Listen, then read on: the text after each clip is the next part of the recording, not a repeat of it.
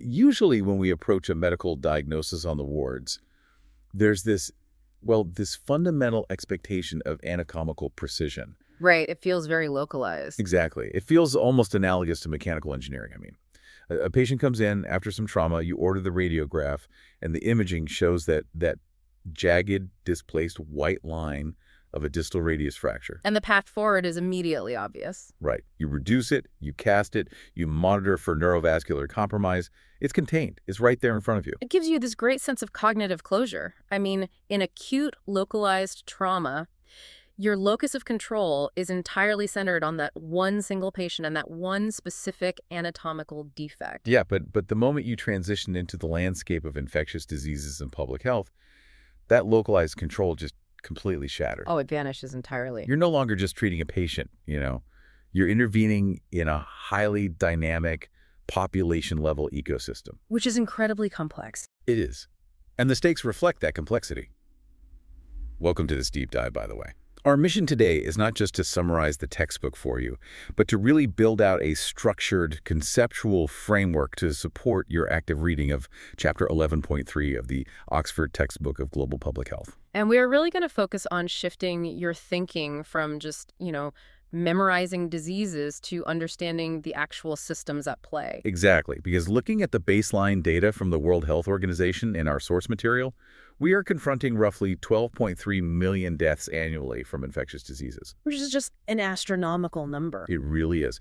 That represents 21% of total global mortality in the 2008 data. Yeah, a massive slice of the global burden. And to manage a threat of that magnitude, we have to fundamentally shift our cognitive framework. We really do. We can't just memorize isolated pathogens anymore. No, we have to understand dynamic systems. I mean, Yeah. The most effective way to conceptualize infectious disease control is to view it as a layered global security system. I love that metaphor. Right, because microbial threats might operate on this microscopic scale, but managing them requires a full-on fortress mentality. So we're talking about building a defense infrastructure. Exactly. You need your early warning radar, which translates to our epidemiological surveillance systems. You need outer perimeter walls, representing upstream environmental engineering and sanitation. Right, keeping them out in the first place. Then you need internal security forces, which is how we optimize host immunity.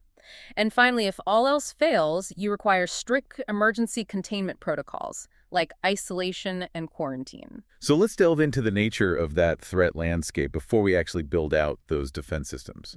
Because, while the microbiology textbook lists thousands of potential pathogens, the vast majority of that 12.3 million mortality figure is driven by a highly concentrated group of infiltrators. The big five, essentially. Yeah, the big five. The concentration of mortality there is just stark. It really is. I mean, lower respiratory infections alone account for about 3.5 million deaths annually. Yeah, making them the absolute leading cause of infant and child mortality in developing nations. And the pathophysiology there is just devastating, right? It is. You have that fluid accumulation in the alveoli, the impaired gas exchange. It leads to profound hypoxia and respiratory fatigue, which is especially lethal in pediatric populations because they just have such limited physiological reserve. Right, they just tire out so fast. Yeah. And so following respiratory infections, the rest of the burden is dominated by AIDS, diarrheal diseases, tuberculosis, and malaria. Yes. And together, those five categories are responsible for roughly 81% of the total infectious disease mortality burden globally. 81%. That's incredible. So knowing the primary drivers is the first step, obviously. But to coordinate a global response, the international medical community has to operate with strict, standardized nomenclature. Oh, absolutely. The language matters so much. It does. And it's remarkable to me how often even seasoned clinicians conflate the terms infection and infectious disease.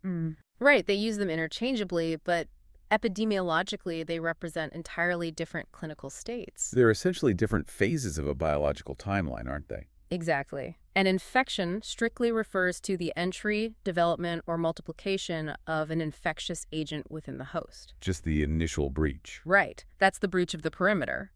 A patient can harbor an infection and remain entirely subclinical or asymptomatic. They are technically infected, but they are not functionally ill. Right. An infectious disease, conversely, only manifests when that initial breach actually results in measurable tissue damage. So it provokes a systemic immune response that produces clinically evident signs and symptoms. Exactly. HIV is the classic model for this distinction. Oh yeah, that makes perfect sense. A patient can acquire an HIV infection, go through the acute seroconversion illness, and then they can enter a period of clinical latency lasting, what, a decade or more? Easily a decade, yeah. So during that time, they harbor the infection, the virus is replicating in the lymphoid tissues, but they do not manifest the profound immunosuppression and opportunistic complications that actually define the clinical disease state of AIDS until much later. That's spot on. And when we scale that timeline up to track these states across an entire population, we rely on two fundamental metrics that basically dictate all our resource allocation: incidence and prevalence. Right, and this is where we really need to upgrade our mental models for you listening. Hmm. The classic textbook analogy is always a bathtub with water flowing in and draining out. Which is fine, but But it's a bit too static for clinical reasoning, I think. Let's frame incidence and prevalence through the lens of, say, hospital ward capacity and patient flow. I like that. Yeah, so incidence is the rate of new admissions to the ward over a specific shift. It measures the velocity of new clinical breaches occurring out in the community. Right, the new cases flowing in. Exactly. Prevalence, on the other hand, is the total bed occupancy on the ward at any given moment. It is the absolute cross-section of ongoing existing cases sitting in those beds. That dynamic model illustrates the relationship perfectly. Because if a disease has a highly effective, rapid cure, or conversely, if it's rapidly fatal, the prevalence, your bed occupancy, might remain relatively low. Even if the incidence, the rate of new admissions, is quite high. Exactly. The patients are flowing through the system quickly, either recovering or passing away. But if a disease is chronic and incurable, like HIV before advanced antiretroviral therapy, every new admission adds to a permanent occupancy load. So the incidence rate continually stacks up the prevalence burden over time. Precisely. Which brings us to how we manipulate that hospital capacity through the three tiers of prevention: primary, secondary, and tertiary. Right, so primary prevention is that upstream engineering we talked about. We are attempting to block the admission entirely. We're reducing incidence by preventing the infection from ever establishing a foothold. This encompasses things like our childhood immunization programs and, the provision of municipal safe water infrastructure. Stopping the breach before it happens. Then, secondary prevention shifts the focus to the patients who have already breached the perimeter. They're already admitted to the ward, so to speak. Right. The goal here is to reduce prevalence by shortening the duration of the disease. We are aggressively treating the condition to discharge the patient from that infected pool as rapidly as possible. So this would involve widespread screening programs and prompt initiation of targeted antimicrobial therapy, finding it early and treating it fast. Exactly. Then we have tertiary prevention, which acknowledges that the disease has already run its course and caused structural damage. Right. We aren't preventing the illness anymore. No, we are mitigating the long-term sequelae and functional impairment. So, providing specialized orthopedic rehabilitation and prosthetics for patients suffering from post-polio paralysis. That's a prime example of tertiary intervention. Right, repairing the damage. But the architecture of public health is rarely siloed so neatly, is it? These prevention tiers often overlap and cascade. Oh, constantly. It really demonstrates the necessity of systems thinking. The prevention of vertical HIV transmission perfectly illustrates this cascading effect, actually. That's a great example. Yeah. When an obstetrician initiates combination antiretroviral therapy for an HIV-positive pregnant woman, the immediate clinical objective is secondary prevention for the mother, right? Yes. The clinician is suppressing maternal viral replication to halt her disease progression. But by reducing her systemic viral load to undetectable levels, the therapy simultaneously acts as primary prevention for the fetus. It effectively severs the chain of vertical transmission. Exactly. A single intervention simultaneously operates on two different preventative tiers for two different hosts. It's fascinating. And that is the absolute essence of structural infectious disease control. We are constantly searching for interventions that produce those outsized systemic effects. But to locate those leverage points, we have to deconstruct the mechanics of transmission, because pathogens don't just spontaneously appear. No, they operate on a very rigid, obligatory three-link chain: the agent, the route of transmission, and the host. So let's decode that first link, the agent. We categorize the threat level of a pathogen using specific epidemiological metrics. Right. To conceptualize these for you, let's borrow a framework from cybersecurity. Let's treat the pathogen as a malicious software program targeting a network. That's a highly functional analogy. So the first metric in this framework is infectivity. In our cyber model, this is the pathogen's ability to successfully bypass the initial firewall and establish a beachhead. Right. Can they pick the lock? Clinically, it is the ratio of individuals who become infected compared to the total number exposed. Rhinoviruses, which cause the common cold, possess remarkable infectivity. Oh, tell me about it. If you share airspace with a shedding host, the virus is highly adept at binding to ICAM1 receptors in your nasal epithelium and initiating replication. So the second metric then is transmissibility, which we quantify by the basic reproduction number, or R0. Yes, R0. This dictates how aggressively the worm replicates across the broader network. Like, can it recruit others? R0 represents the average number of secondary infections generated by a single primary case in a completely susceptible, immunologically naive population. And measles is the undisputed apex predator here. Oh, absolutely. With an R0 frequently exceeding 12 to 18, a single infected individual can trigger a massive exponential cascade of secondary cases. It's terrifyingly efficient. Once the agent is inside the network and replicating, we evaluate its pathogenicity. Right. Meaning, does the malicious code actually execute its destructive payload, or does it just sit there dormant? Exactly. Pathogenicity is the ratio of infected individuals who actually progress to manifest clinical illness. Measles virus is highly pathogenic. Almost every infected non-immune individual will develop the classic prodrome and maculopapular rash. They will get visibly sick. Right. Conversely, the poliovirus exhibits relatively low pathogenicity. The vast majority of poliovirus infections result in mild, non-specific viral syndromes or remain entirely asymptomatic. Really? Yeah, only a tiny fraction of a percent progress to the catastrophic paralytic manifestation we associate with the disease. Wow. And then the final and probably most critical metric is virulence. So the payload executed, but did it result in catastrophic hardware failure? Like, did it burn the house down? Yes. Virulence measures disease severity, specifically the ratio of severe or fatal outcomes to the total number of clinical cases. So untreated rabies is the ultimate example there. Without a doubt, extreme virulence carrying a case fatality rate that approaches 100% once those clinical neurological symptoms actually manifest. Okay, so infectivity, transmissibility, pathogenicity, and virulence. But we also have to account for the infective dose, right? We do. That represents the absolute volume of the biological payload required to overwhelm the host's innate defenses. And this parameter reveals some really fascinating evolutionary adaptations. Like Vibrio cholerae. Yes. To reliably establish a clinical infection of cholera in a healthy adult, the necessary inoculum is massive, often requiring the ingestion of 100 million organisms. Which, I mean, that seems counterintuitive for such a devastating pathogen. Why is the required vanguard so large? It's entirely dictated by the host's physiological barriers, specifically the extreme acidity of the gastric lumen. Vibrio cholerae is highly acid sensitive. Ah, so the stomach acid just obliterates them. Exactly. So the massive infective dose is essentially an evolutionary numbers game.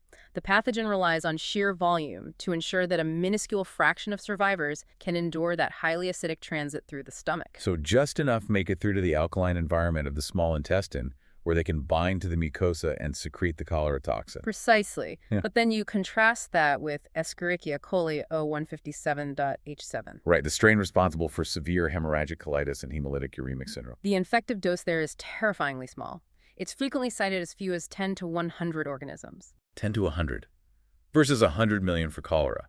Why such a huge difference? Because E. coli O157.H7 possesses a highly sophisticated intrinsic acid-resistant system.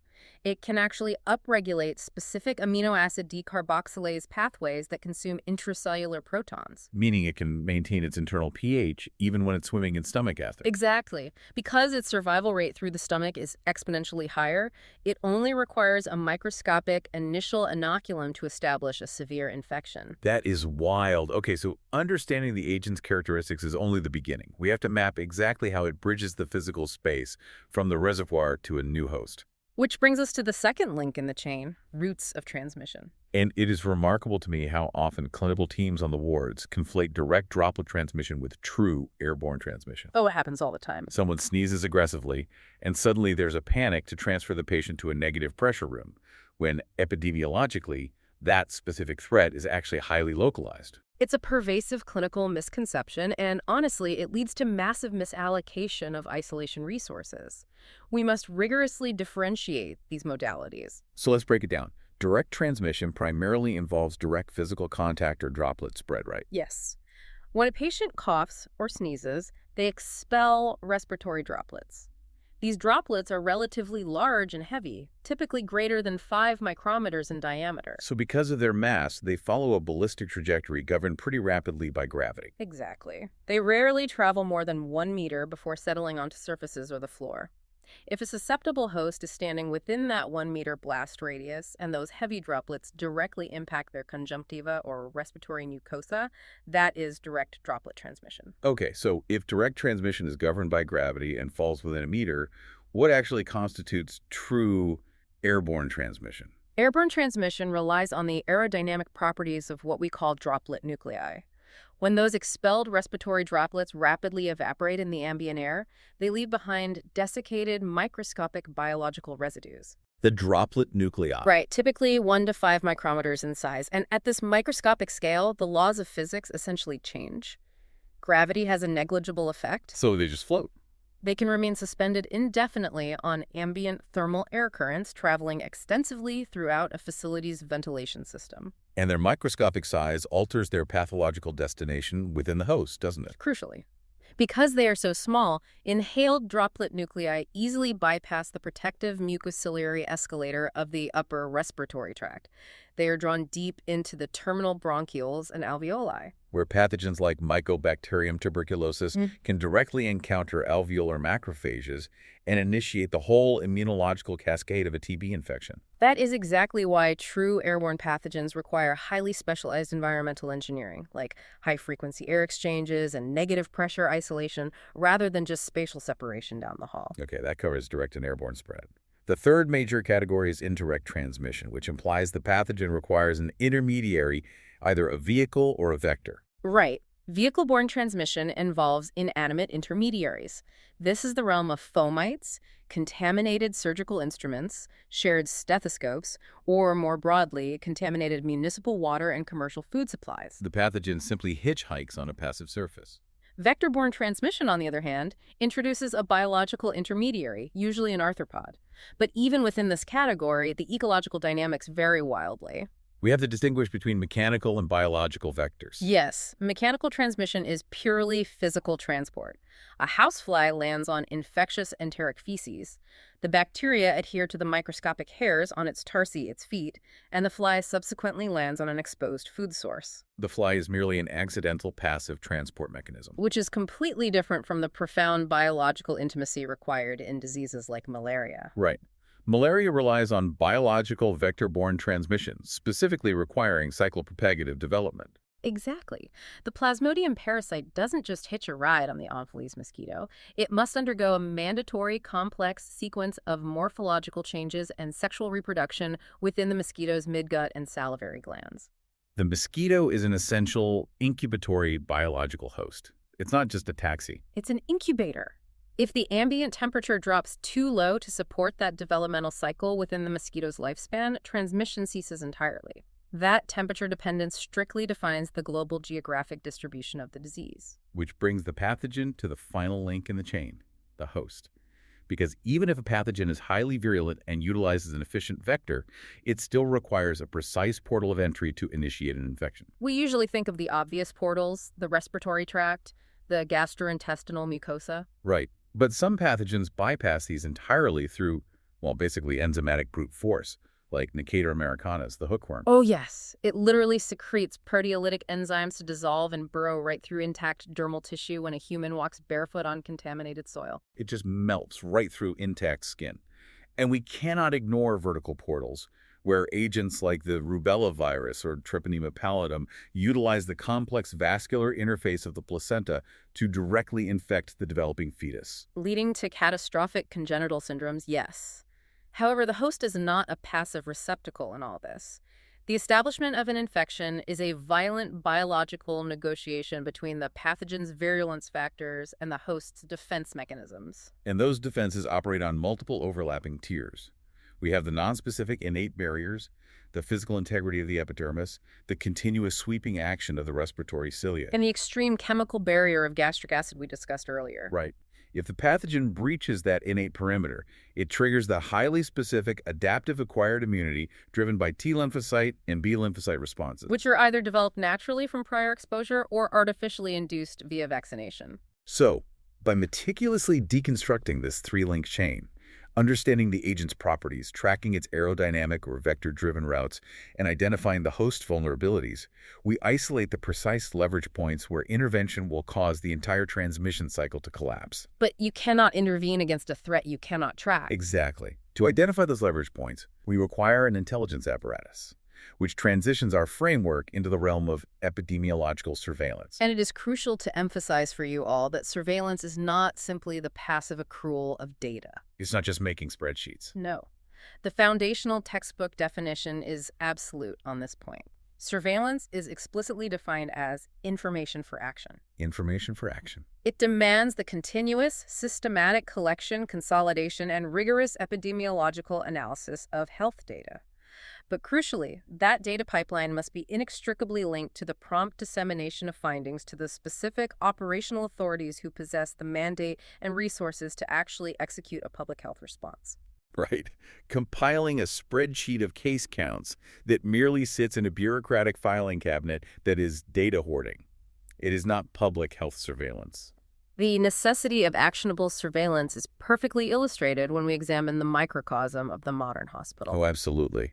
Healthcare-associated infections, or HAIs, represent a massive systemic failure of local control.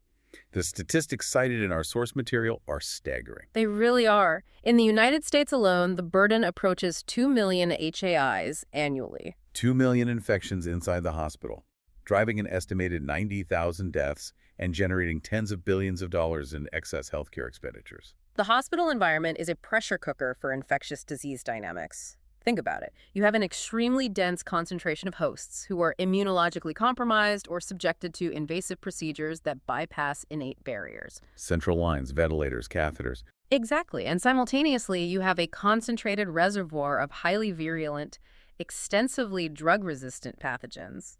The transmission routes are constantly facilitated by the movement of staff, the sharing of diagnostic equipment, and the complex mechanical ventilation systems. So managing that environment requires a highly specialized, multidisciplinary intelligence infrastructure. It cannot be delegated solely to the clinical physicians treating the individual patients. No, they're too focused on the individual trees to see the forest fire. It requires dedicated structural oversight, typically coordinated by an infection control committee. Which involves infection control practitioners conducting active, daily ward surveillance to detect subtle clusters of transmission. It requires a dedicated hospital epidemiologist utilizing whole genome sequencing to map outbreak phylogenetics and differentiate between a point source exposure and patient-to-patient transmission. And it extends far beyond medical personnel, too. You need clinical microbiologists optimizing rapid diagnostic assays. You need facilities engineers meticulously managing the complex HVAC systems, calibrating the necessary air changes per hour for those airborne infection isolation rooms. Right, and you need specialized environmental services personnel trained in the precise chemical inactivation protocols for terminal room cleaning. The entire operational ecosystem of the hospital must be aligned to disrupt transmission. And if we scale that concept out of the hospital and apply it to the global environment, we arrive at the outermost perimeter of our defense fortress: upstream engineering and environmental control. This is where our primary objective is to engineer the threat out of existence before it ever encroaches upon a human population. A prime example of this upstream methodology is vector control. Historically, we have approached this through three distinct paradigms: chemical, environmental, and biological. Chemical control initially revolutionized public health. The widespread application of residual insecticides like DDT drastically curtailed mosquito populations. But chemical intervention perfectly illustrates the law of unintended consequences within complex biological systems, doesn't it? It does. DDT is highly persistent and subject to severe ecological biomagnification, devastating higher-order predators, and disrupting local food webs. And beyond the ecological damage, there's the evolutionary response. The immense selective pressure of continuous chemical exposure rapidly accelerated the emergence of target site mutations within the mosquito populations. Exactly. The vectors evolved resistance, rendering our primary chemical arsenals increasingly obsolete, which forced a shift toward more sustainable methodologies. Which brings us to environmental vector control. If we can't chemically eradicate the vector, we attempt to physically eliminate its breeding habitat. Right. This involves major civil engineering projects, draining swamps, modifying terrain to eliminate stagnant water sources. But here, too, human intervention often triggers unforeseen epidemiological disasters. The text really highlights this regarding schistosomiasis. It is one of the most sobering paradoxes in global health. Governments construct massive hydroelectric dams and extensive agricultural irrigation networks to alleviate poverty, secure food supplies, and drive economic development. Which sounds great on paper. But these slow-moving, permanent artificial waterways inadvertently create vast, idealized ecological niches for the specific freshwater snails that serve as the obligate intermediate hosts for this dystosoma parasite. So the very infrastructure designed to cure economic poverty directly catalyzes an explosion of chronic, debilitating infectious disease. Exactly. It underscores the absolute necessity of integrating rigorous health impact assessments into any large-scale civil engineering project. Because you can't just build a dam and ignore the biology. Now, when environmental modification proves too hazardous or complex, we employ biological control leveraging natural ecological dynamics against the vector. This involves introducing natural predators, such as seeding vulnerable water sources with Gambusia affinis, a species of fish that aggressively consumes mosquito larvae. Or we deploy highly specific biological toxins like Bacillus thuringiensis, Israelensis, Benti, or insect growth regulators that disrupt chitin synthesis. Ensuring the larvae die before maturing into capable vectors, all without introducing broad-spectrum chemical toxicity into the environment. But the ultimate triumph of upstream environmental engineering, honestly, remains the sanitary revolution of the 19th and 20th centuries. Oh, without a doubt. Long before the discovery of antibiotics, the fundamental reshaping of urban infrastructure triggered massive, unprecedented declines in infectious disease mortality. The sanitary revolution essentially severed the major systemic transmission routes. This was driven by the universal provision of municipally treated water and the safe, segregated disposal of human waste. Modern water treatment is a highly engineered sequence. It begins with coagulation and flocculation to aggregate suspended particulate matter, followed by physical filtration through stratified sand and anthracite beds. And the critical final stage is chemical disinfection, universally achieved through chlorination, which oxidizes and destroys the cellular membranes of residual enteric pathogens. Effectively eliminating the threat of cholera, typhoid, and widespread dysentery from the municipal supply. And this rigorous engineering extends into our commercial food supply chains, too. The thermal parameters required to ensure food safety are exacting.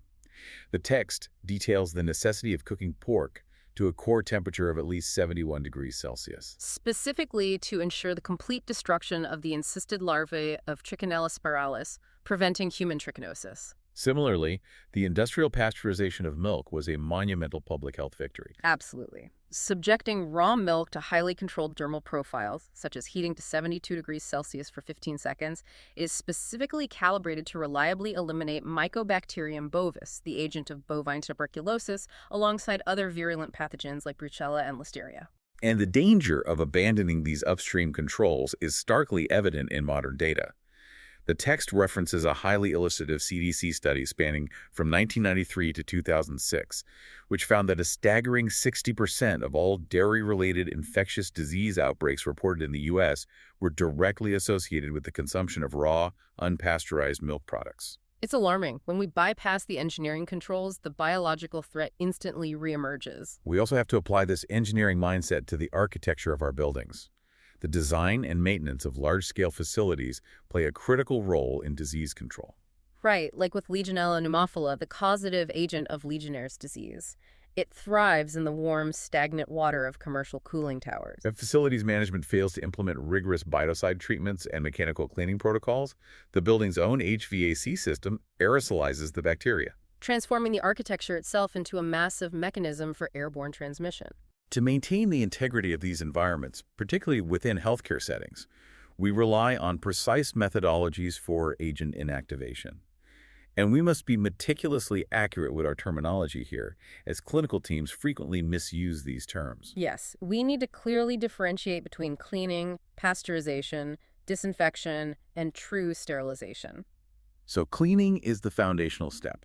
It is the mechanical removal of visible soil, organic matter, and bioburden, typically using water and enzymatic detergents. Cleaning physically removes the organic matrix that harbors and protects pathogens, but it does not reliably kill them. Right.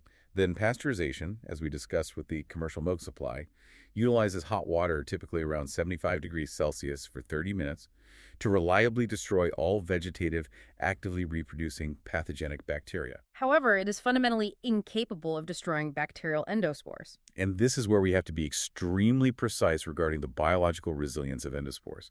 Pathogens like Clostridium tetani and Bacillus anthracis don't just endure environmental stress. No, they actively form highly dehydrated, dormant structures, endospores, protected by thick layers of peptidoglycan and dipicolinic acid. They're essentially biological armored bunkers, completely impervious to the thermal parameters of pasteurization. Precisely. To escalate our attack, we move to disinfection, which employs potent chemical agents or higher-level heat to eliminate virtually all recognized pathogenic microorganisms on inanimate surfaces. Yet, even high-level disinfection cannot be absolutely guaranteed to eradicate massive concentrations of robust bacterial endospores. Which necessitates the ultimate standard of agent inactivation, sterilization. Sterilization is the absolute uncompromising destruction of all microbial life, including the most resilient bacterial endospores. This level of inactivation requires extreme physical or chemical parameters, primarily achieved through steam autoclaving, which utilizes pressurized steam at 121 degrees Celsius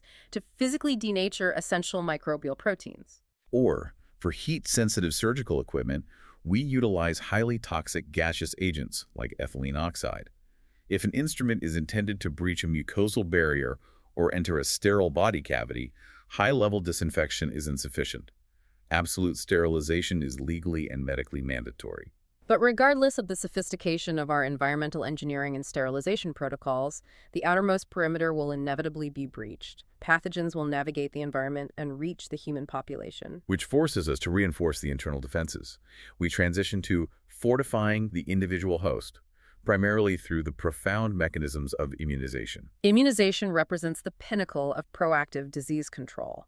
We broadly categorize this into active and passive immunity. Active immunization is what the public colloquially recognizes as vaccination. We deliberately expose the host's immune system to a meticulously calibrated non-pathogenic antigen. This exposure forces the host's adaptive immune system to independently generate specific neutralizing antibodies and, crucially, to establish populations of long-lived memory T and B cells, ensuring a rapid, robust, anamnestic response upon future natural exposure.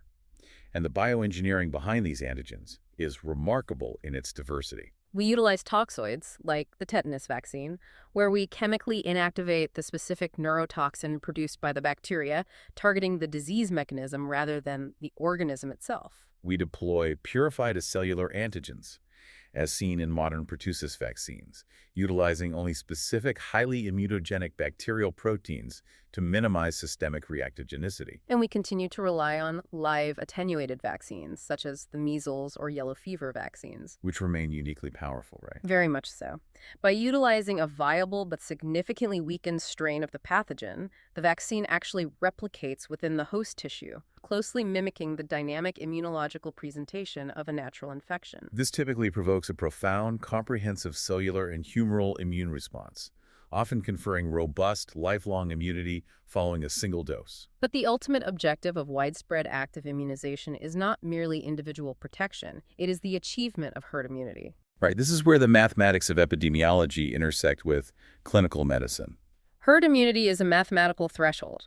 It occurs when a sufficiently massive proportion of a population acquires immunity, effectively starting the pathogen of susceptible hosts and shattering the chains of transmission. The objective is to drive the effective reproduction number, R, which accounts for the actual immunological landscape below 1.0. When R drops below 1, each infected individual, on average, transmits the pathogen to fewer than one new host, guaranteeing that the outbreak will ultimately extinguish itself.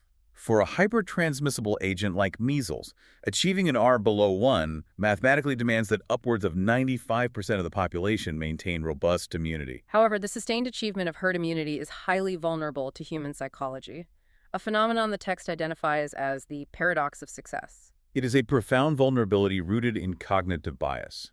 When an immunization campaign operates flawlessly over decades, the devastating clinical realities of the target disease vanish from the collective public consciousness. Subsequent generations of parents no longer witness the horrors of paralytic polio or the catastrophic neurological sequelae of measles encephalitis. As the perceived threat of the disease approaches zero, psychological attention hyperfocuses on the infinitely smaller, though statistically real, risks of adverse vaccine reactions. This complacency drives vaccine hesitancy. Coverage rates slip below the mathematical herd immunity threshold, and the once vanquished pathogens inevitably resurge through the resulting immunological gaps. While active immunization requires the host to build their own defenses, passive immunization offers an immediate, albeit temporary, alternative. We are essentially loaning the host a prefabricated arsenal of antibodies. Because the host's immune system is completely passive in this exchange, generating no memory cells of its own, the protection degrades rapidly as the transfused immunoglobulins are naturally catabolized over a matter of weeks or months. This passive transfer occurs naturally, though, and plays a foundational role in global public health, specifically regarding transplacental immunity. During the third trimester, maternal IgG antibodies are actively transported across the placenta into the fetal circulation. This provides the neonate with critical temporary immunological cover during their highly vulnerable first months of life. We heavily leverage this biological mechanism to combat neonatal tetanus. In resource-limited settings where umbilical cord care may be unsterile, we aggressively vaccinate pregnant women with the tetanus toxoid. The mother actively generates a massive antibody response, passively transfers that protection to the fetus, and the infant is born fortified against environmental tetanus spores. We also employ artificial passive immunity in acute, high-stakes clinical scenarios. The classic paradigm is post-exposure prophylaxis for rabies. If a patient suffers a severe bite from a rabid animal, we are racing against time. Natural human immunity to the rabies virus does not exist, and once the virus traverses the peripheral nerves and enters the central nervous system, mortality is virtually assured. We cannot wait weeks for an active vaccine to generate a response.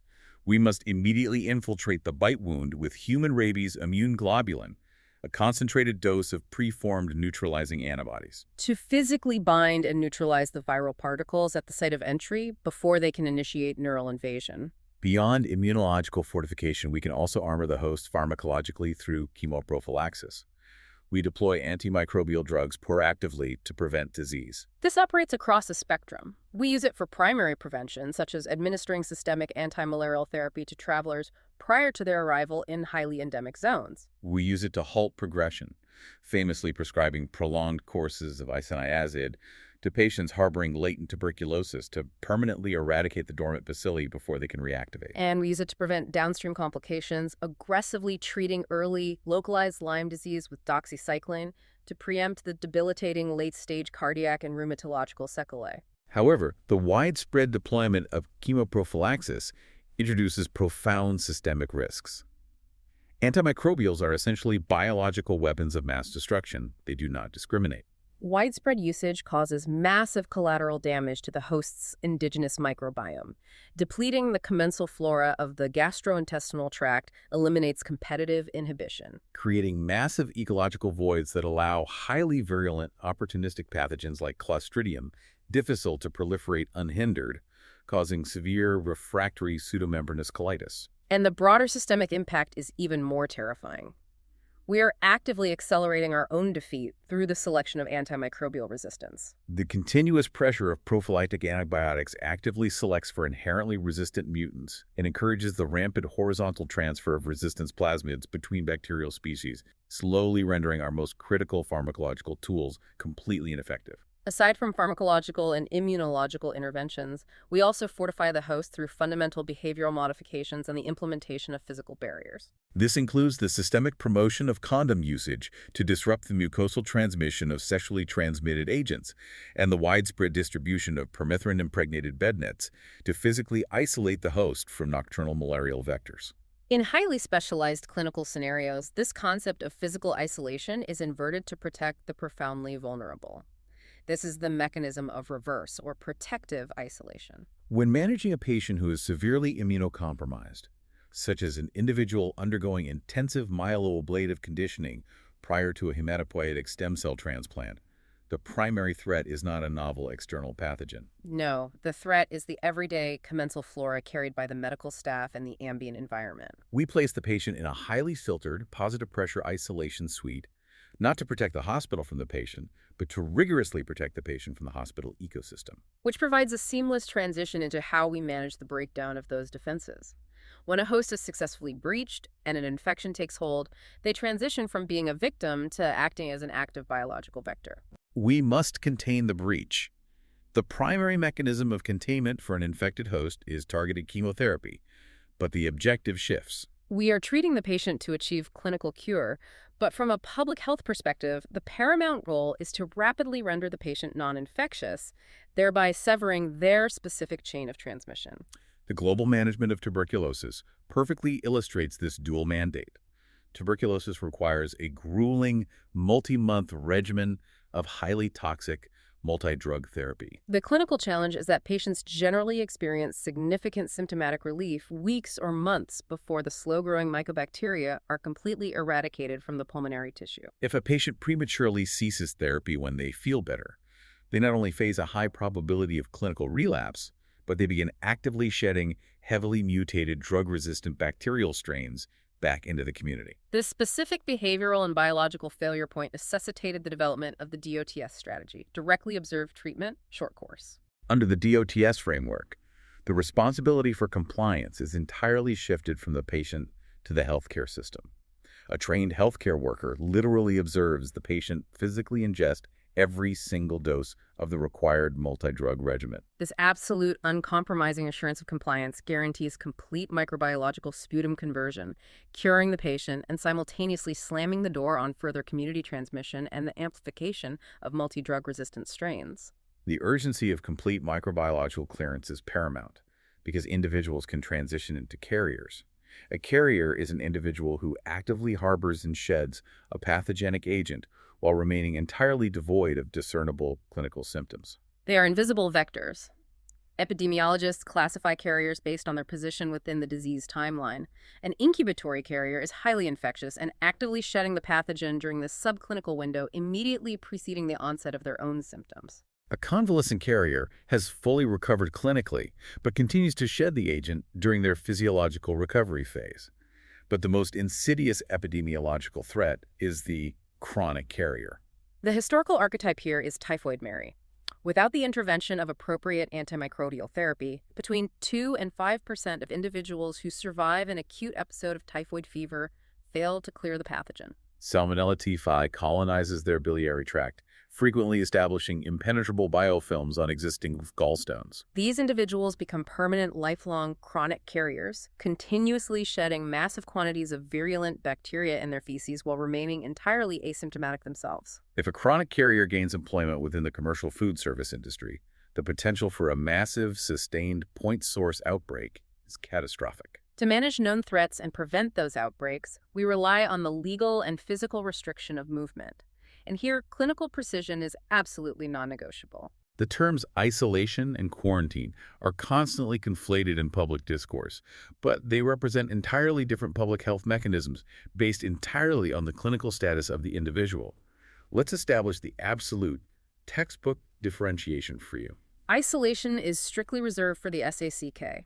It is the physical and procedural separation of a known infected individual from the susceptible population for the entire duration of their period of communicability.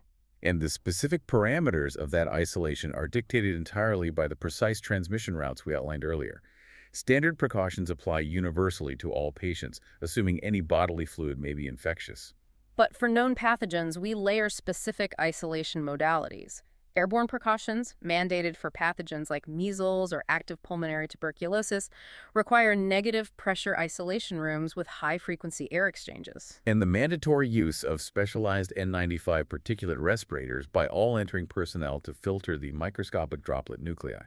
Contrast that with droplet precautions, which we deploy for pathogens transmitted via heavy respiratory droplets, such as Bordetella pertussis or pneumonic plague. Because these heavy droplets rapidly fall to the ground, complex negative pressure engineering is unnecessary.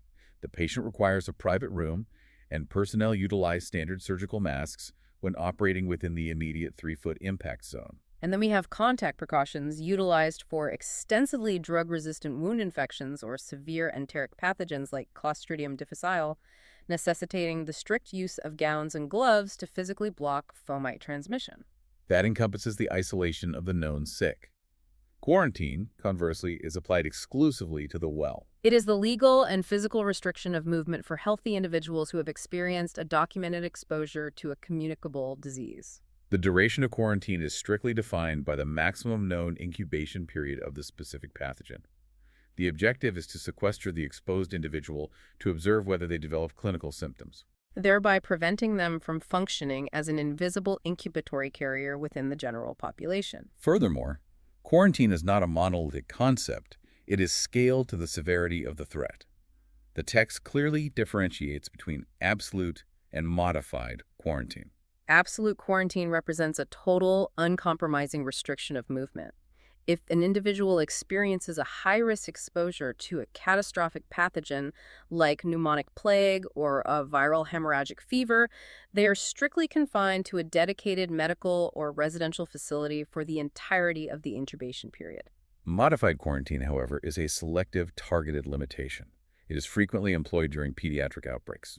If an unvaccinated child experiences a documented exposure to measles within a school setting, public health authorities will enact a modified quarantine. The child is not physically confined to their bedroom, but they are legally excluded from attending school or participating in dense public gatherings for the duration of the 2-week incubation period. We restrict their access to highly vulnerable populations without imposing total residential confinement. Having mapped the complex mechanics of containment and mitigation, we must turn our attention to the ultimate horizon of disease control, the endgames. We are constantly striving for total victory, but we are engaged in an evolutionary arms race against highly adaptable organisms. Let's begin by analyzing the ultimate public health victory: eradication. Eradication is the absolute permanent cessation of all natural transmission of an infectious agent on a global scale. It implies the deliberate, complete biological extermination of the pathogen in the wild. This is an extraordinarily high bar. In the entirety of human history, the global health community has achieved true eradication exactly twice. The monumental eradication of human smallpox was certified in 1980. Followed by the eradication of rinderpest, a devastating morbillivirus affecting cattle and ungulates, officially declared eradicated in 2011. Given the sheer volume of infectious diseases, why have we only succeeded twice? It underscores the reality that eradication is not universally applicable. An organism must meet incredibly strict, non-negotiable biological and epidemiological criteria to even be considered a candidate for eradication. The primary overriding criterion is that the pathogen must exhibit a strictly defined, exclusively human or specific domestic animal reservoir. If a pathogen maintains the ability to persist and replicate within a wild, inaccessible animal reservoir, such as the Ebola virus hiding in specific bat populations or rabies cycling through wild carnivores, eradication is biologically impossible. You cannot vaccinate every bat in the jungle. Secondly, we must possess highly effective, economically viable, and easily deployable intervention tools. For smallpox, this was the development of a highly stable, freeze-dried vaccine that could be rapidly administered using a simple bifurcated needle in incredibly remote, resource-poor settings. And finally, the campaign requires an astoundingly robust, highly sensitive global surveillance apparatus capable of tracking down and aggressively containing every single final chain of transmission on the planet. We remain tantalizingly close to achieving eradication for polio, utilizing massive global vaccination initiatives. However, the other pathogen currently on the precipice of absolute eradication offers a completely divergent and utterly fascinating public health paradigm: dracunculiasis, commonly known as guinea worm disease. The campaign against guinea worm is a testament to the power of human ingenuity. What is so remarkable about this effort is that we are on the verge of driving an ancient parasite to total biological extinction without utilizing a single vaccine or a single curative pharmacological drug. It is entirely driven by behavioral engineering. The transmission cycle of dracunculiasis is complex and highly specific. The human host becomes infected by consuming stagnant drinking water contaminated with microscopic copepods, tiny water fleas that harbor the infective guinea worm larvae. Once ingested, the larvae penetrate the human intestinal wall, mature, and mate over the course of a year. The gravid female worm, which can reach nearly a meter in length, then migrates to the subcutaneous tissues of the lower extremities, forming a fiercely painful burning blister. And the parasite utilizes human behavior to complete its life cycle. The intense, burning agony of the blister inevitably drives the afflicted individual to seek relief by wading into the local communal drinking water pond to submerge the limb. The moment the blister contacts the cool water, the worm bursts through the skin, violently expelling hundreds of thousands of larvae directly back into the communal water source, where they are consumed by a new generation of copepods, seamlessly perpetuating the cycle. To shatter that cycle without pharmacology, public health authorities deployed a triad of pure upstream interventions. First, massive educational campaigns fundamentally altered host behavior, strictly instructing communities that anyone suffering from a blister must absolutely never enter a communal water source. Second, they universally distributed simple, densely woven nylon water filters to systematically strain the infectious copepods out of the drinking water before consumption. Third, they selectively treated active water sources with mild, highly specific larvicides like Temifas to safely eliminate the intermediate copepod hosts. Through the relentless, decades-long application of those three non-medical interventions, the global incidence of guinea worm has been crushed from an estimated 3.5 million cases annually in the mid-1980s to literally a handful of isolated cases today. It is a masterclass in breaking the chain of infection. Yet, as we celebrate the impending demise of guinea worm, we must continuously monitor the horizon for novel threats. The landscape is not static, it is highly volatile. We are constantly battling the phenomenon of emerging and re-emerging infectious diseases. The emergence of these novel threats is rarely spontaneous. It is almost always catalyzed by profound shifts in human activity and our interaction with the global ecosystem. Demographic expansion and shifting land use patterns are primary drivers. As human populations expand outward, constructing vast suburban developments deeply into previously untouched, heavily forested areas, we dramatically increase our daily interface with wild ecological cycles. This encroachment is the direct driving force behind the massive, explosive proliferation of Lyme disease, as humans insert themselves directly into the transmission cycle between deer, mice, and Ixodes ticks. We must also account for the profound systemic impacts of global climate change. Rising global mean temperatures and shifting precipitation patterns are rapidly expanding the viable geographic habitats for highly efficient vectors like the Aedes aegypti mosquito, bringing the threat of dengue, Zika, and chikungunya to entirely new, immunologically naive human populations. And as we discussed previously, the pervasive global misuse of antimicrobial therapies continues to drive the catastrophic reemergence of virtually untreatable superbugs, ranging from extensively drug-resistant tuberculosis to artemisinin-resistant strains of malaria. Beyond broad ecological shifts, the text highlights a highly specific, fascinating paradigm, the unintended consequences of our own technological innovation. Novel human technologies frequently create entirely new microecological niches that pathogens rapidly exploit. The classic tragic example of this is the sudden emergence of toxic shock syndrome in the late 1970s and early 1980s. The syndrome was not caused by a novel mutated pathogen from the jungle. It was triggered by a commercial product. The invention and widespread marketing of highly synthetic, superabsorbent tampons fundamentally altered the microecology of the vaginal tract. Those hyperabsorbent materials introduced unprecedented levels of oxygen into an environment that is naturally anaerobic. This sudden, massive oxygenation created an absolutely idealized microenvironment that allowed specific, pre-existing strains of Staphylococcus aureus to flourish exponentially and rapidly upregulate their production of toxic shock syndrome, toxin 1, a potent superantigen. Our own industrial innovation inadvertently manufactured the exact physiological conditions necessary for a deadly pathogen to execute its payload, which forces us to confront the darkest aspect of the modern threat landscape, the deliberate, malicious weaponization of these biological agents. The specter of bioterrorism, starkly realized during the devastating 2001 dissemination of weaponized Bacillus anthracis spores through the United States postal system, requires a highly coordinated defensive strategy. The consensus directive from the World Health Organization regarding biodefense is critical, and it circles back to our initial discussion of surveillance. The WHO explicitly advises against the construction of isolated, highly siloed infrastructure dedicated solely to combating bioterrorism. The most robust, effective, and economically sustainable defense against a deliberate biological attack is the radical, comprehensive strengthening of our existing everyday public health and epidemiological infrastructure. The concept of dual-use preparedness.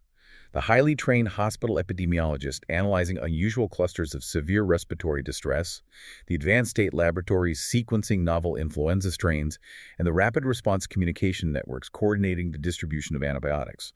Those are the exact same systems, personnel, and networks required to instantly detect and mitigate the covert, intentional release of a weaponized agent. A resilient, highly functional everyday health system is the ultimate, indispensable bulwark against the unthinkable. It ensures that when the surveillance radar detects an anomaly, the response network is already fully operational and capable of executing an immediate, coordinated containment strategy. That structural resilience is exactly what we aim to build in our own clinical reasoning. Now, to ensure these complex frameworks have successfully integrated into your functional knowledge base, we are going to transition into a clinical consolidation round. We will utilize rapid, single best answer prompts based on the specific scenarios we have detailed today. I will present the clinical parameter, we will pause briefly to allow you to lock in your diagnostic rationale, and then we will confirm the correct principle and direct you to the corresponding section of the Oxford textbook for further review. Let's test the integrity of the system. Proceed with the clinical prompts. Let's begin. Prompt 1.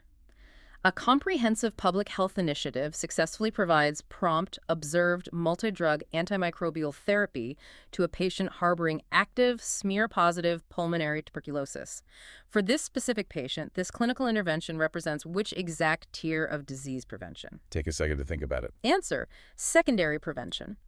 The therapy is actively reducing the duration and severity of an existing clinical disease. For further consolidation of this concept, revisit the section titled Definitions of Infectious Diseases and Their Control. All right, let's move to the next one. Prompt 2. An epidemiologist is evaluating a novel viral strain. The pathogen's intrinsic capacity to produce severe, catastrophic, or fatal clinical outcomes among the subset of the population that manifests clinical disease is formally defined by which specific metric? We talked about this payload executing. Answer: virulence. This measures the severity of the executed payload, not the initial rate of infection. Revisit the section titled Chain of Infection. Agent. Good. Prompt 3. Prompt 3. A patient presenting with suspected pneumonic plague is admitted to an acute care facility. Based strictly on the physical size and aerodynamic properties of the infectious particles expelled by the patient, what specific tier of hospital isolation precautions must be immediately initiated? Think about the physics of the particles here. Answer: droplet precautions. The pathogen is transmitted via heavy, rapidly falling respiratory droplets, not microscopic, suspended droplet nuclei. Revisit: control measures applied to infected humans. Isolation. Halfway there. Prompt 4. Prompt 4. A clinically healthy pediatric patient experiences a documented high-risk exposure to a known case of measles. Public health authorities legally restrict the child from attending school or large public gatherings for the duration of the established incubation period. This specific public health action is officially categorized as what? Remember the distinction for the well versus the sick. Answer: modified quarantine. It applies to a healthy, exposed individual and selectively restricts movement without enforcing absolute confinement. Revisit quarantine of potentially infected persons. Excellent. Number 5. Prompt 5. A localized outbreak of severe neonatal tetanus is detected in a remote rural district lacking sterile obstetric equipment. To mount the most rapid, effective control measure leveraging the mechanics of passive immunity, the public health intervention must aggressively target which specific demographic? Where is that immunity coming from? Answer: pregnant women. The objective is to induce a rapid maternal antibody response that is subsequently transferred transplacentally to provide the neonate with passive cover. Revisit: control measures applied to the host. Passive immunization. And the final prompt. Prompt 6. A surgical facility is processing critical instrumentation that will be utilized to breach sterile body cavities. Which specific, uncompromising agent inactivation methodology is legally and biologically required to guarantee the complete destruction of all microbial life, including highly resilient bacterial endospores? What's the absolute highest standard? Answer: sterilization. Methods such as high-level disinfection and pasteurization lack the physical parameters necessary to reliably eradicate endospores. Revisit control measures applied to the agent. Excellent work navigating those clinical scenarios. If you encountered friction on any of the specific prompts, utilize the reference sections within Chapter 11.3 of the Oxford textbook to reinforce the underlying mechanisms. We have systematically mapped an immense amount of public health architecture today, from the dynamic flow of incidence and prevalence affecting hospital capacity, to the extreme environmental engineering required to sever transmission routes, to the strict clinical divergence between isolating the infected and quarantining the exposed. We have deconstructed the fortress. But it is vital to remember that the entities laying siege to these walls possess an evolutionary advantage that is difficult for the human mind to fully comprehend. Which brings us to a profound, almost chilling perspective detailed in the text. I wanted to leave you with a quote by Krauss that perfectly distills the reality of the perpetual war we are engaged in. He stated, "Bacteria reproduce every 30 minutes. For them, a millennium is compressed into a fortnight." It forces a complete recalibration of how we view the evolutionary arms race. They are operating on a vastly accelerated temporal scale. They truly are. As long as human generation times are measured in slow, lumbering decades, and pathogenic generation times are measured in aggressive, highly mutagenic minutes, the discipline of infectious disease control will never reach a state of absolute completion. We are not combating a static, predictable enemy. We are permanently locked in a brutal, dynamic cycle of eternal adaptation. The microbiological landscape will continuously shift beneath our feet, and it will demand relentless vigilance and structural rigor to navigate it safely. Here are the details of this deep dive. GPH 99, infectious disease control.